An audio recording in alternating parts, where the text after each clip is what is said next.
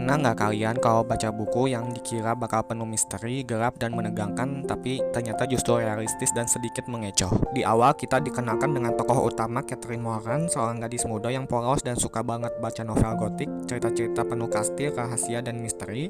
Karena terlalu sering membaca, dia mulai melihat dunia nyata seorang seperti cerita yang dia baca. Saat dia akhirnya diundang ke sebuah tangkap bernama Nothanger Abbey, bayangannya langsung liar. Dia mengira akan menemukan rahasia gelap, lorong misterius, bahkan mungkin sesuatu yang menyeramkan, tapi kenyataannya tidak ada. Dan disitulah kekuatan novel ini. Jane Austen dengan cerdas memainkan ekspektasi pembaca. Kita dibuat berharap sesuatu yang dramatis, tetapi justru dihadapkan pada realita bahwa hidup gak selalu seperti cerita yang kita bayangkan. Yang menarik, konflik di novel ini bukan soal hantu atau misteri, tetapi tentang bagaimana manusia menilai orang lain, bagaimana status sosial mempengaruhi perlakuan, dan bagaimana kita bisa salah paham karena persepsi sendiri. Mungkin kalau kamu cari cerita dengan plot yang penuh kejutan, novel ini akan terasa flat. Tetapi kalau kamu melihatnya sebagai cerita tentang bagaimana manusia berpikir, merasa, dan salah menilai, buku ini justru jadi sangat tajam. Buatku, novel Nothanger Abbey bukan cuma tentang kisah cinta atau perjalanan seorang gadis muda, tetapi tentang belajar melihat dunia dengan lebih jernih, dan mungkin itu yang membuatnya tetap relevan sampai sekarang.